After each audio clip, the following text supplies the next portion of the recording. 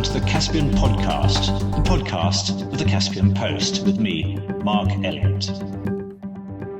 So, welcome once again to the Caspian Podcast with me, Mark Elliott. Today, our wonderful guest is Shahida Tulaganova. I do hope I've said that right. Not right. Tulaganova. Oh, okay, say it again. Don't even try. Shahida Tulaganova. Tulaganova. Okay, so I stress the over. Shahida Tulaganova. Oh, look at me. I can't told even you start. not to try. And Shahida, which makes it easier for me, has an absolutely glittering career, 20 years or more as a journalist and as a director of films, working with the BBC, working with goodness knows. I mean, I've looked at some of the films that you'd worked on, from Donetsk, about the airport. You'd written recently about the Rohingya in well, I tend to still call it Burma. Do you still say Myanmar? Most people do call it Burma, yeah. Yeah, fake passports around Europe. Well, it's an unbelievable series of things, and I really would suggest that you seek her out. But what we're interested, particularly for our Caspian podcast, is the fact that you are originally Uzbek, and we're very interested that you've reported a great deal from Central Asia, and yet you were telling me that you haven't actually been allowed to go back or dared to go back to Uzbekistan for something like 17 years. Now, how much of that have I got right? You got everything right, except that I don't like when people call me originally Uzbek. I am Uzbek. I'm so sorry. Originally or not. I am Uzbek. I just happened to live abroad for a long time. Now, I know that since the death of Islam Karimov, there have been, there appear for an outsider to have been large changes in Uzbekistan. Do you see a great deal of progress there, or is it still difficult for you to return? And could you perhaps fill in for us why you had to leave? Right. Ever since Islam Karimov died, and ever since the power changed in 2016, there were changes in Uzbekistan. And I would say from outside point of view, there was serious changes, because I can see more openness as to compare before. Islam Karimov's era, his last years in power, to me is like during the Soviet time, Brezhnev's era. It's total zastoy. It was the most horrible time in Uzbekistan dictatorship, where people were vanished. There was on-scale persecution, and the whole over the whole country there was a reign of the KGB. No matter how it's called, National Security Council, whatever, KGB was everywhere. What Mirziyoyev did, he reformed the KGB, thanks to God. You know, it's not that fearsome. There's a lot more openness. People started talking. There's some reforms happening, but it's a long, long way to go to establish what anyone would want to establish. But I want to stress out there's a huge difference between the previous regime and the current regime. As far as political opposition is concerned, and I have to say I've never been part of opposition. I've been always a journalist and maybe a civil activist when it's needed. Unfortunately, I still have to test the waters. I was told that I still am not kind of welcomed back home through a variety of my sources, but I want to test the ground. I want to see how far they can go. Do they want to jail me or not? And my claim to fame in Uzbekistan is that, yes, on top of my career being a journalist who was trying to expose things, I was the only one who actually managed to get inside Andijan in 2005, when the massacre happened and over 1,000 people were, murdered, basically shot dead that night, May 13th, 2005. I was one of the very few people who managed to get in the city and try to report about it. And it went on BBC News, the crime unforgivable, of course, from the Uzbek government point of view. I illegally crossed the border to do it. That was my journalistic duty. I mean, our job is to get the story out, right? No matter how you do it. So I had to cross the border illegally. And in 2007, in southern Kyrgyzstan, the city of Osh, my very good friend and colleague, Alisher Saipov, was murdered, assassinated. And I was charged with attempt to change the constitution, overthrow the constitutional regime in Uzbekistan. For your journalistic activities, you were accused of trying to change the constitution. Yeah. And I always think, wow, they really think big of me. I'm Congratulations. 155 centimeters of height. I really cannot change any constitutional or unconstitutional regime on my own. But if they think I'm so important, kudos to me. Well, just for people that don't know what happened at the Andijan massacre, could in just in a couple of sentences, what was the issue, and are the issues behind that solved, or are they still relevant? Well, the massacre happened on May 13th, 2005. Prior to that, Uzbek government arrested several businessmen who were part of the community. And Uzbekistan is a community-based, a city-based country. It's not like unanimous type thing. So they arrested several businessmen who were actually feeding the whole city, providing with jobs and etc., accusing them on a variety of things, including extremism and etc., etc. In fact, from my point of view, making an investigation to this thing, it happened that they just wanted to overtake their businesses, which were quite successful, which is a norm in Uzbekistan. However, people didn't tolerate, and there was uprising. Uprising happened. Somebody stormed the army base. Somebody released the prisoners, and people gathered on the square. People didn't want to get away, and the government did what they had to do. They were shooting everyone. They brought armored vehicles, snipers, and etc. against the peaceful crowd. And as a result, within 4 or 5 hours, they shot over 1,000 people in one night. Those who were trying to escape, and I always say thank you to government of Kyrgyzstan, they opened the borders. Andijan is virtually half an hour drive from Kyrgyzstan, which is the next neighboring country. The borders were open, and they let our refugees in, and they saved lives. What happened afterwards was even worse, because the government had their cameras in the city. They were trying to get anyone who was part of the uprising or who was part of the crowd, no matter what.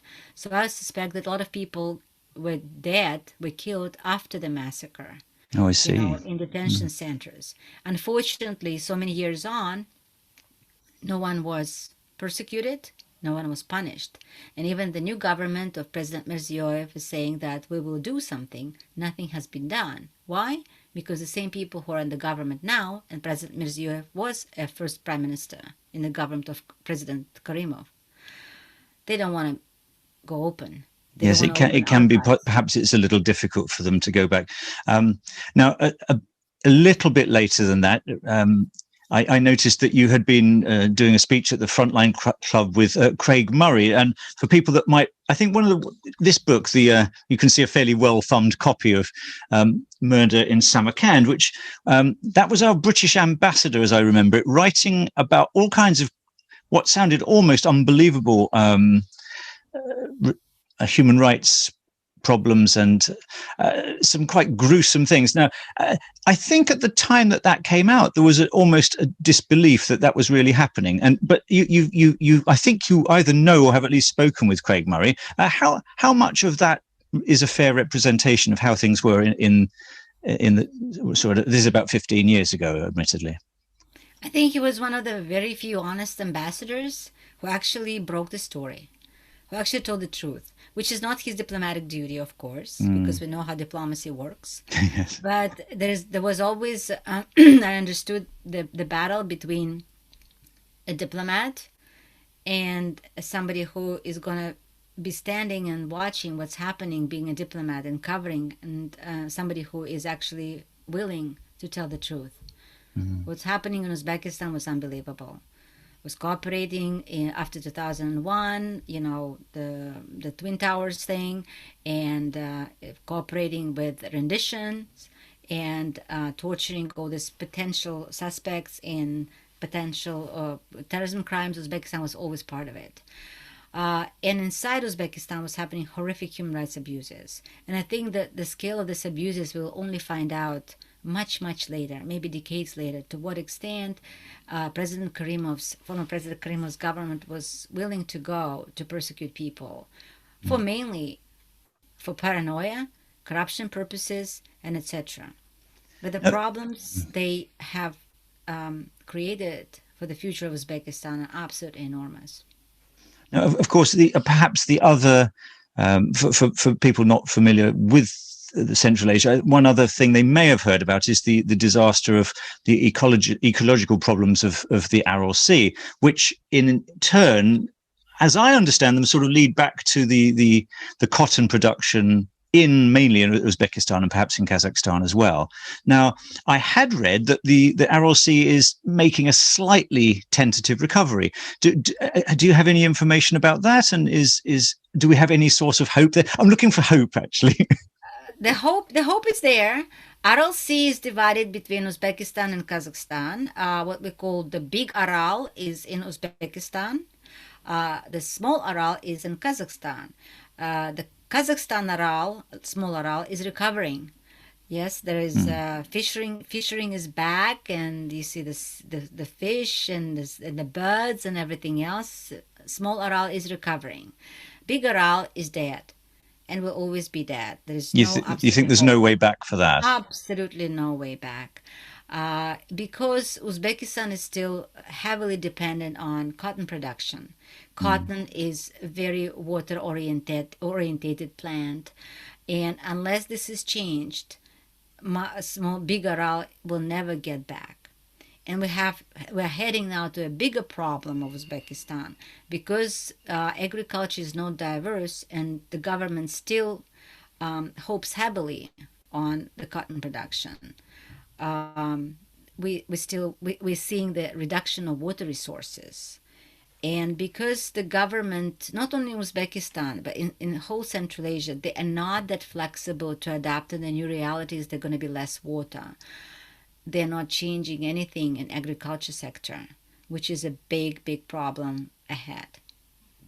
And now, so that brings us to another twin problem that we.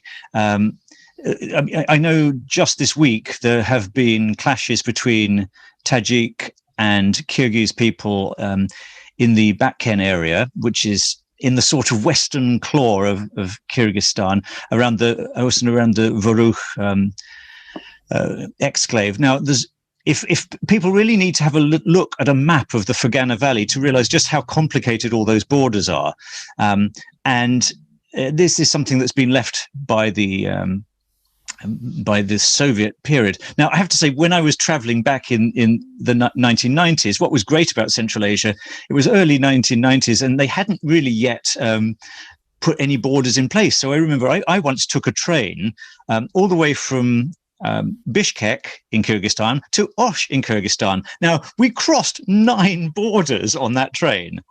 But in those days, this is sort of 94, I think it was, that was fine because the borders hadn't solidified. But then I think it was maybe a couple of years after that, what had been almost nominal borders, because they're so extraordinarily complex, were then sort of solidified. They put up barbed wire fences and maybe ditches and guard posts.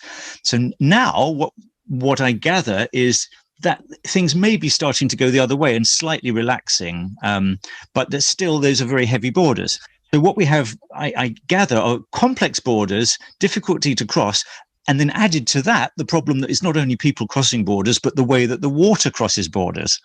I'm not quite sure where I'm going with this, but do you want to? No, Mark, you're absolutely right. I mean, the thing about the borders, I mean, just look at Central Asia as a former colony.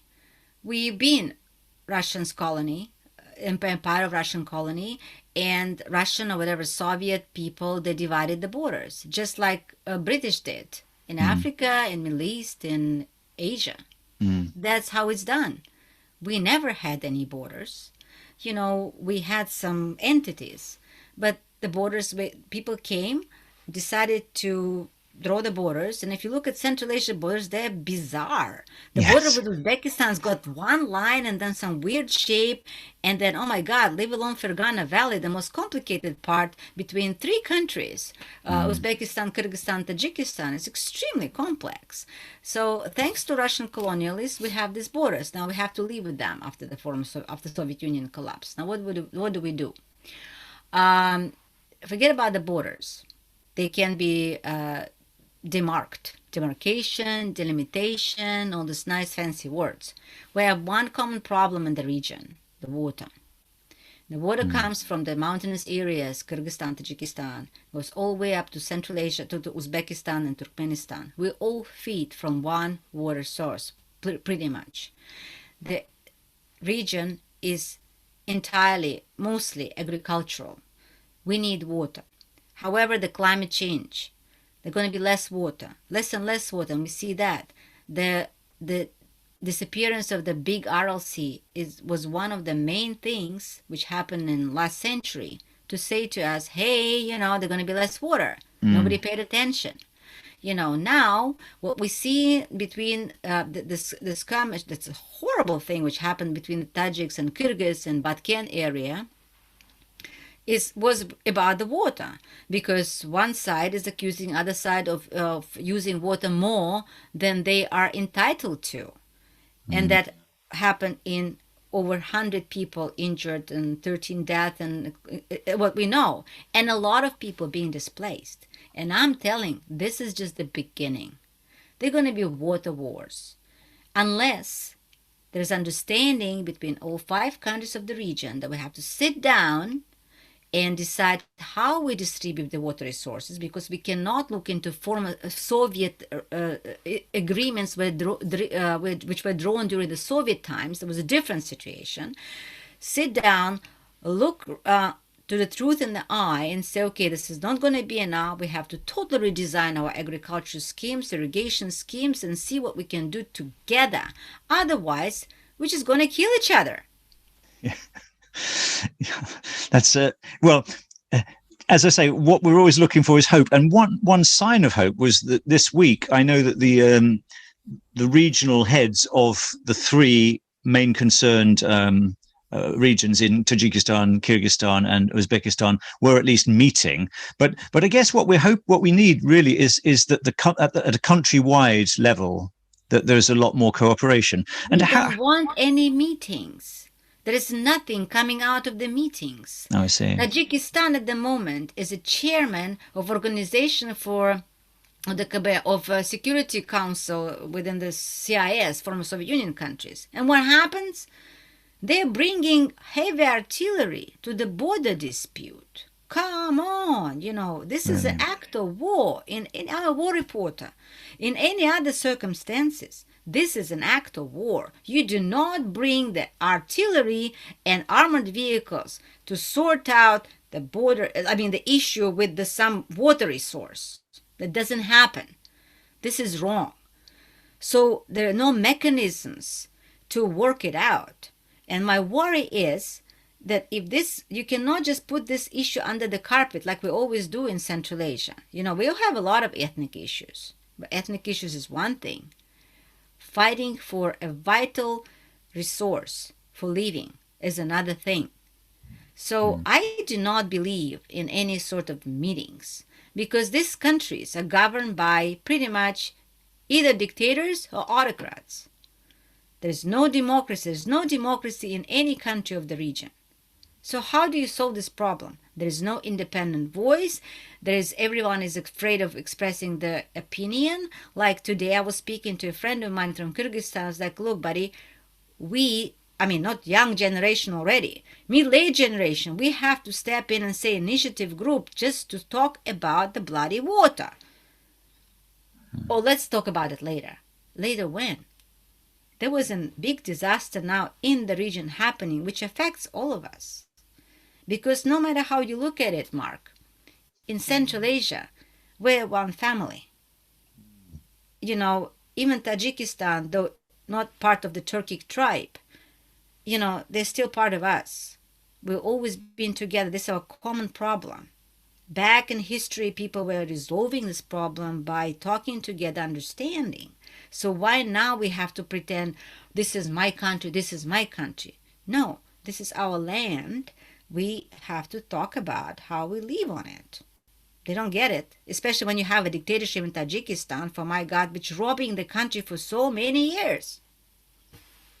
So, well, I'm sorry, I'm not very much hope person, right? well, I'm destroying the whole concept. Well, it's this slightly reminds me of an interview I heard on the press when Misha Glenny was telling us 2 years before the Yugoslav conflict, you better listen now. And well, if nothing else, let's get this message out. This obviously is an extraordinarily important thing. Let's hope that we can get this message across. With the last couple of minutes, if you were able to be in a position of power, which sadly you're not, but what would you suggest would be the first steps that who and anyone should take to address this issue? Should we be bringing this up in other countries? Should there be some grassroots pressure groups? I mean, or is that even possible? Or no, in terms of if we're talking about water, it's very simple. You bring the international panel of experts who will sit down and think how we can reconstruct the whole region. It should be a whole regional thing. It cannot be just one country taking charge. We have to sit down together and look at the individual economies of each country, figure out how we do it. Because it's about water. We don't only use it for agriculture, we use it for everything, but we need to survive. So if anyone in Uzbekistan would have any more brain, they would stop doing agriculture and build hydroelectric stations. You need to think how redesign the economy step by step. For God's sake, you have money to bring these brains from all over the world, even local brains. Think down and think about it and suggest ways to redesign the agriculture and irrigation to make it habitable for all of us. Unfortunately, people still think in the 20th century. I mean, we have dinosaurs in power, and this is bad. We need new blood coming in. Unfortunately, what we get as a result of election, if either another autocrats or people who are brought to power because of drugs money, or people who are there in power just because they're there. Enough. We're going to die if things go like this. Well, Shahida, I accept that we're not going to be able to give that too much of a positive twist, but it's a very important message. And I would just like to finish it off just by saying, despite all that, there's always hope. Okay, there's always hope, and also just in terms of a place to be, we possibly have left those who've never been to Central Asia seeing a lot of the negatives. But I mean, I've travelled a great deal in all of the countries we're talking about, as a place to travel. I mean, each of the countries has its own marvelous things to see and to do, and yes, it's tragic that all this is happening, but I do want to underline that the normal people have a fabulous culture, amazing things. So I hate to go on. Can I add up something? The only reason I'm so passionate because I love the region, even though I'm just originally from Uzbekistan. I love the region. It's a beautiful part of the world, and people are so hospitable and nice, and of course it's great to visit. Yeah, it's about the future I'm concerned about. Yeah, I mean, I absolutely agree, and but you're quite right. We can't, and I mustn't be guilty of doing what you say of pushing under the carpet this very important issue. So I'd just like to thank you so much, Shahida. That's been absolutely mind blowing and a little worrying, but we let's get that out there. And so I'd like to say thank you so much. And you've been listening to the Caspian podcast with me, Mark Elliott, and Shahida, whose second name I still can't pronounce. Could you do it for me? That's okay. Tulaganova. Tulaganova. Thank you very much, Shahida. And I'm looking forward to see you hopefully on another podcast later on in the year. Thanks so much. It was a pleasure. Thank you.